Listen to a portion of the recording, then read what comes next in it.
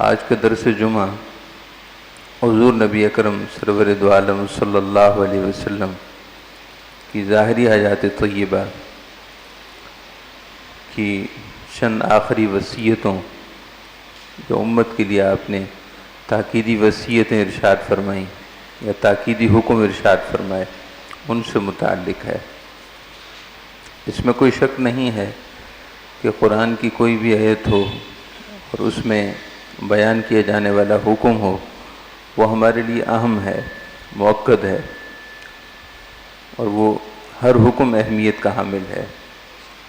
یوں ہی حضور نبی اکرم صلی اللہ علیہ وسلم کے فرامین اور احادیث طیبہ، آپ کے فرمودات، وہ کبھی بھی آپ نے ارشاد فرمائے ہوں، وہ ہمارے لیے قابل توجہ ہیں، لائق اہمیت ہیں، غور سے سننے، سمجھنے اور اس پر عمل کرنے کی ہمیشہ ضرورت ہے۔ البتہ وہ فرامین نبویہ، وہ احادیث طیبہ جو نبی اکرم صلی اللہ علیہ وسلم نے تاکیدی کلمات کے ساتھ ارشاد فرمائے ہوں، زبان اقدس سے کوئی تاکیدی کلمہ ارشاد ہوا ہو کہ الا خبردار ہو جاؤ، غور سے سنو، یا پھر آپ نے کسی ایک جملے کو 2 بار 3 بار دہرا دیا ہو، یا پھر کوئی اور اس طرح کے الفاظ اور کلمات جو اس جملے کو، جو اس حکم کو مؤکد بنا رہے ہوں، تو اس کی تاکیدی اہمیت بڑھ جاتی ہے۔ ایسے ہی آپ صلی اللہ علیہ وسلم نے اپنے انداز گفتگو سے، طرز گفتگو میں کوئی ایسا انداز اختیار کیا ہو جس سے سامعین کو اپنی طرف توجہ دلانا مقصود ہو۔ مثلا اس طرح کے کلمات کہ واللہ لا یؤمن، اللہ کی قسم وہ ایمان والا نہیں، واللہ لا یؤمن، اللہ کی قسم وہ ایمان والا نہیں، واللہ لا یؤمن، اللہ کی قسم وہ ایمان والا نہیں، تو یہ تاکیدی انداز ہے۔ حالانکہ اس کے بعد والے جو الفاظ ہیں وہ آپ ارشاد فرما سکتے تھے کہ اللہ کی قسم وہ ایمان والا نہیں ہے جس کا پڑوسی اس کے شر سے محفوظ نہ ہو، مگر اس بات کی چونکہ اہمیت اجاگر کرنا تھی، لہذا جو اس کا نتیجہ تھا اس کو پہلے ذکر کیا اور 3 بار تکرار کے ساتھ۔ تو یہ تنبیہی کلمات اس حکم کو مزید مؤکد بنا دیتے ہیں۔ بعض دفعہ آپ صلی اللہ علیہ وسلم کا انداز نشست و برخاست، اٹھنے کا انداز، بیٹھنے کا انداز، آپ کی باڈی لینگویج، آپ کا جسمانی انداز اس کو مؤکد بنا رہا ہوتا ہے۔ جیسے کہ آپ صلی اللہ علیہ وسلم نے ایک بار 3 نصیحتیں ارشاد فرمائیں، اور جب اس سے پہلے آپ سہارا لیے ہوئے تھے، دیوار کا یا تکیے کا آپ سہارا لیے ہوئے تھے، اور جب تیسری بات ارشاد فرمائی تو آپ نے سہارا چھوڑ دیا۔ جیسے کہ پہلے ریلیکس انداز میں بیٹھے ہوئے تھے سہارا لے کر اور بات ارشاد فرما رہے تھے، تو آپ نے وہ نشست بدل دی، آپ نے سہارا چھوڑ دیا اور سیدھے ہو کر بیٹھ گئے، اور سامعین کی طرف توجہ کر کے ارشاد فرمائے کہ خبردار، جھوٹی گواہی سے بچو، جھوٹی گواہی سے بچو، جھوٹی گواہی سے بچو۔ تو حضور کا یہ انداز نشست و برخاست اس گفتگو اور فرمان شریف کی اہمیت کو واضح کرتا ہے۔ اس طرح آپ کو حدیث کے مضامین مختلف انداز میں ملیں گے۔ بعض دفعہ آپ صلی اللہ علیہ وسلم کسی سوال کرنے والے کے سوال کا جواب دیتے تو اس جواب کی اہمیت کے پیش نظر آپ صحابہ کو بلا لیتے اور اس سائل سے کہتے کہ اپنا سوال دوبارہ کرو، اپنا سوال دوبارہ دہراؤ۔ حالانکہ یوں بھی ہو سکتا تھا کہ اس کا سوال خود ہی دہرا دیتے اور جواب بھی دے دیتے، لیکن سائل کی زبان سے آپ ان کو سوال دہرواتے اور ان کو صحابہ کرام کو متوجہ کرنے کے لیے، سامعین کو متوجہ کرنے کے لیے انداز ہوتا۔ تو خلاصہ اور لب لباب یہ ہے کہ یقیناً قرآن و حدیث میں جتنے بھی احکامات ہیں وہ قابل توجہ ہیں، پھر ان میں سے وہ جن میں تاکیدی کلمات ہیں، خود قرآن پاک کا بھی انداز کچھ ایسا ہی ہے۔ میراث کی تقسیم میں، وراثت کی تقسیم میں اب وہ رکوع پڑھ لیں اور قرآن پاک کی دیگر آیات اور دیگر احکامات پر مشتمل بھی آپ صورتیں اور آیتیں پڑھ لیں، آپ کو زمین آسمان کا فرق لگے گا۔ 5ویں سپارے کا سیکنڈ لاسٹ رکوع ہے یوصیکم اللہ فی اولادکم للذکر مثل حظ الانثیین۔ یہ پورا رکوع وراثت کی تقسیم کے متعلق ہے۔ اس میں بار بار یہ کلمات ارشاد ہوتے ہیں، وصیۃ من اللہ، یہ اللہ تعالیٰ کی طرف سے تاکیدی حکم ہے۔ تلک حدود اللہ، یہ اللہ کی حدیں ہیں، جو اللہ کی حدود سے تجاوز کرے گا تو وہ ظالم ہے۔ ومن یتعد حدود اللہ فقد من یتعد حدود اللہ، جو اللہ تعالیٰ کے حکم سے تجاوز کرے گا وہ ظالم ہے، اس نے اپنے آپ پر ظلم کیا۔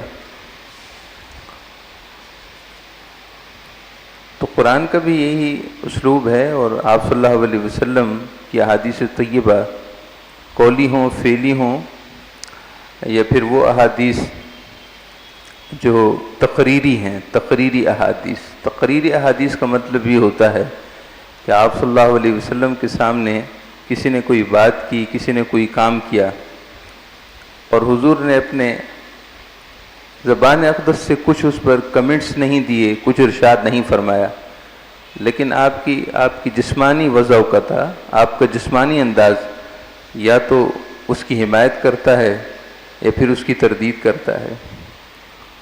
تو اس طرح کی معنوی احادیث وہ تقریری احادیث کہلاتی ہیں۔ پھر ان میں وہ احادیث جو آپ صلی اللہ علیہ وسلم نے اپنی حیات طیبہ کے آخری دنوں میں، آخری مہینے میں یا آخری لمحات میں ارشاد فرمائے، تو ظاہر ہے اس کی اہمیت زیادہ ہے۔ آپ نے ظاہری حیات طیبہ کی وہ آخری علالت کے دن کہ جس علالت اور جس بیماری میں آپ اس جہان فانی سے پردہ فرما ہوئے، اس وقت کی نصیحتیں اور زیادہ اہمیت والی ہیں، جس کو آپ کو اور ہمارے لیے مرض الوصال کے ایام کہتے ہیں۔ ایام مرض الوصال کی وصیتیں اور ایام مرض الوصال میں کی جانے والی وصیتوں کی اہمیت زندگی میں کی جانے والی وصیتوں سے مختلف ہوتی ہیں۔ خود ہمارے لیے بھی فقہی احکامات مختلف ہیں۔ آپ صلی اللہ علیہ وسلم تو ہر وقت اپنی امت کی خیر خواہی کے لیے ہر وقت دعا کرتے تھے، ہر وقت تمنا کرتے تھے کہ میری امت کی خیر ہو، میری امت کی خیر ہو، میری امت ہدایت کا راستہ چلے، میری امت اللہ تعالیٰ کی رضا پالے۔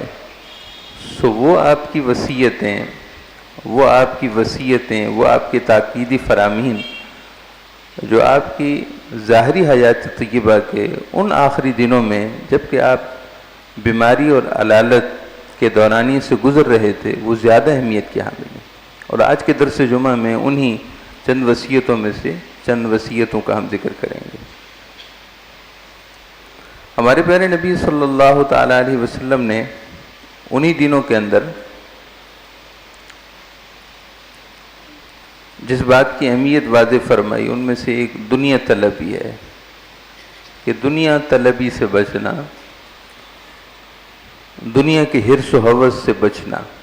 حدیث کے کلمات یہ ہیں، ارشاد فرمائے کہ مجھے تم پر فقر کا اندیشہ نہیں ہے، لا اخشى علیکم الفقر، مجھے تمہارے بارے میں تنگ دستی کا اندیشہ نہیں ہے کہ تم بھوک سے مر جاؤ گے یا پیاس سے تم فنا ہو جاؤ گے۔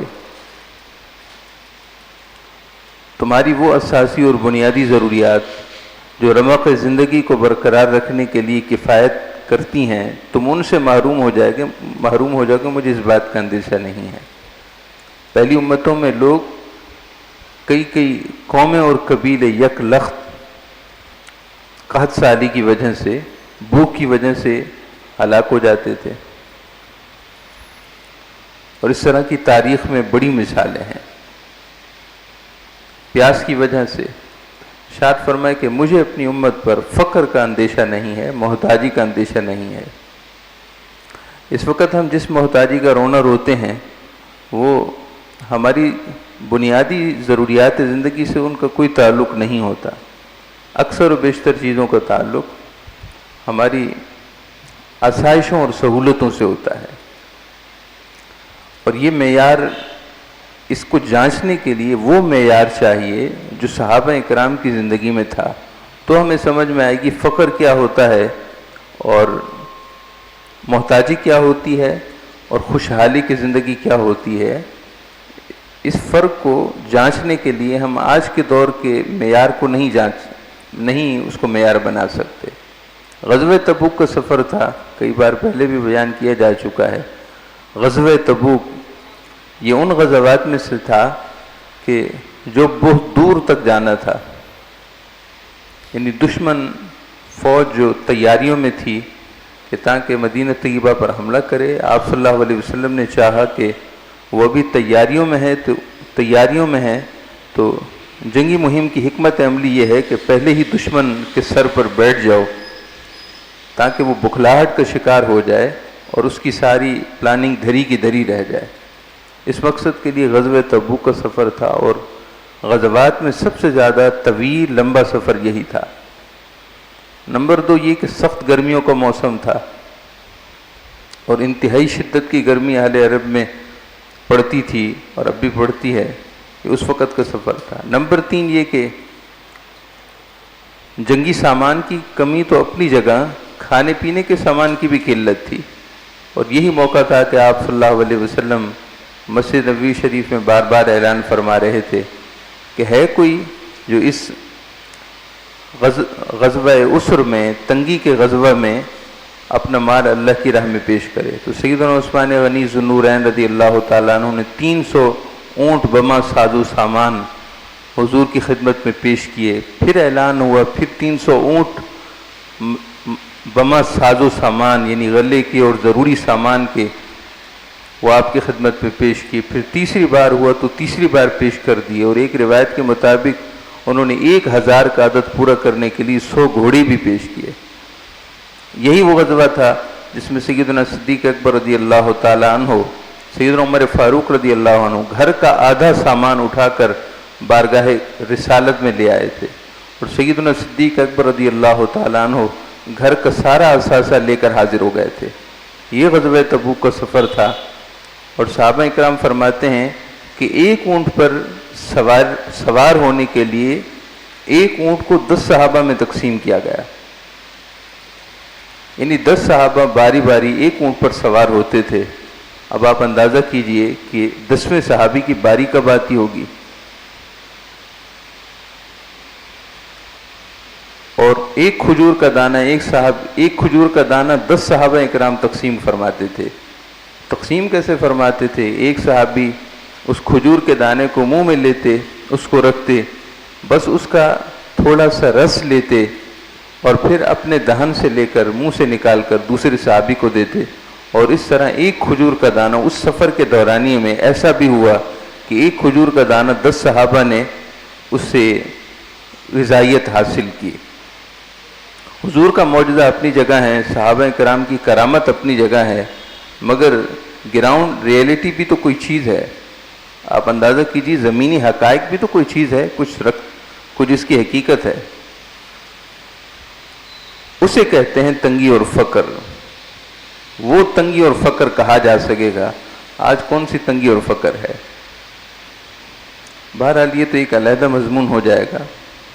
نبی اکرم صلی اللہ علیہ وسلم نے ہمیں اپنی ظاہری حیات طیبہ کے آخری دنوں میں امت کے نام جو وصیت ارشاد فرمائی، ان میں سے ایک یہ تھی کہ دنیا طلبی سے بچنا۔ مجھے تمہارے بارے میں فقر کا اندیشہ نہیں ہے کہ تم محتاج اور تنگ دست ہو کر بھوک سے بلک کر خدا نخواستہ اس دنیا سے چل بسو گے، مجھے یہ اندیشہ نہیں ہے۔ مجھے یہ اندیشہ ہے کہ تم دنیا طلبی کا شکار ہو جاؤ گے، تم میں حرص مال آ جائے گا، ہوس مال پیدا ہو جائے گا، اور حرص دنیا، ہوس دنیا کے مال کی ہوس اتنی پیدا ہو جائے گی کہ تم انسان کو انسان نہیں سمجھو گے۔ قریبی رشتہ دار محارم ذوی القربہ، محارم تو اپنے جگہ رہے، تم کسی انسان کو انسان نہیں سمجھو گے، اور جس طرح بکریوں کو اور چوپائے جانوروں کو جس طرح ذبح کر دیا جاتا ہے اپنے مقصد کے لیے، قربانی کے علاوہ جب ہم گوشت حاصل کرتے ہیں تو ہم اس وقت فی سبیل اللہ ان کو ذبح نہیں کر رہے ہوتے بلکہ اپنے مقصد کے لیے ذبح کر رہے ہوتے ہیں، تو جائز ہے۔ اللہ تعالیٰ نے تمام حلال چیزیں انسان کے لیے رکھی ہیں، وہ کوئی مذائقہ نہیں، لیکن تمثیل، تشبیہ اور مشابہت سمجھیے۔ ارشاد فرمائے کہ انسان کو انسان نہیں سمجھو گے اپنے مقصد کے لیے کہ انسان دوسرے انسان کو قتل کر دے گا۔ انسانیت کا درد ختم ہو جائے گا، رشتہ داروں کے درمیان خونی قرابت کا لحاظ ختم ہو جائے گا، ماں باپ اور اولاد کے درمیان والدین ہونے کا رشتہ، اولاد ہونے کا رشتہ سب ختم ہو جائے گا، بس مقصد ایک ہوگا، مال، مال اور مال، بس دنیا چاہیے۔ کوئی مرتا ہے تو مرے، کوئی جیتا ہے تو جیے، ہمیں دنیا چاہیے، ہمیں اپنے مقصد سے مقصد ہے، ہمیں اپنے مطلب سے مطلب ہے۔ تو ارشاد فرمائے کہ اے میری امت، دنیا طلبی سے بچنا، مجھے تو بارے بارے میں اندیشہ ہے کہ جس طرح تم سے پہلے کی امتیں دنیا طلبی کی وجہ سے ہلاک ہو گئیں اور فتنہ حرج میں پڑ گئیں، فتنہ حرج میں، چھوٹی ہا، دو چشمے والی ہا، را اور جیم، حرج، جس طرح تم سے پہلے کی امتیں حرج میں پڑ گئیں تم بھی حرج میں پڑ جاؤ گے۔ یا رسول اللہ حرج کیا ہے؟ ارشاد فرمائے کہ القتل، قتل کرنا، یعنی انسانی حقوق میں قتل سب سے بڑا گناہ ہے۔ خواہ وہ قتل انسان کو جیتے جی قتل کرنا ہو، خواہ وہ قتل ظاہری اور فزیکلی طور پر کسی کو موت کا شکار کر دینا ہو، مار دینا ہو۔ اور اکثر ہم کہا کرتے ہیں کہ کسی کو جان سے مار ڈالنا یہ قتل، یہ کبیرہ گناہ ہے، اکبر الکبائر ہے، مگر اس کے مقابلے میں کسی کو معاشی مقتول کرنا اور معاشی طور پر قتل کر دینا یہ اس سے زیادہ جرم ہے۔ اس کی وجہ یہ ہے کہ جب ہم کسی کو معاشی طور پر، یعنی اس کا پیسہ لے کر دبا لیا اور اس کو مجبور کر دیا کہ وہ قسم پرسی کی زندگی گزارے، حالانکہ اس کے رقم ہماری طرف ہے اور ہم جان بوجھ کر نہیں دے رہے، یہ صرف اس کو اذیت نہیں بلکہ اس سے متعلقہ اس کی بیوی کو، اس کے بچوں کو، اس کے خاندان کے ان افراد کو جن کی زندگی کا گزر بسر اس ایک شخص کے بھروسے پر تھا، ان سب کو اذیت دینے کے مترادف ہے۔ کسی ایک شخص کا پیسہ دبا لینے سے ہم صرف اس کو اذیت نہیں دیتے بلکہ اس سے متعلقہ درجنوں انسانوں کو اذیت دیتے ہیں۔ کسی انسان کے پیسے لے کر، قرض لے کر، 1 سال کا وعدہ تھا کہ 1 سال پر دے دیے جائیں گے، 10 سال ہو گئے، اس کو پیسے دینے کی نیت ہی نہیں، ارادہ ہی نہیں، وہ ان 10 سال میں نہ جانے کتنی راتیں اس نے رو کر گزاری ہوں گی، کتنی راتیں اس نے تڑپ کر گزاری ہوں گی، کتنے لمحات اس نے تکلیف میں گزارے ہوں گے، ان سب کا اس کو جواب دینا ہے۔ اس کو کہتے ہیں کسی کا معاشی قتل کرنا۔ فزیکلی قتل ایک ہوتا ہے، معاشی قتل تو ہزاروں اور لاکھوں بھی ہو سکتے ہیں۔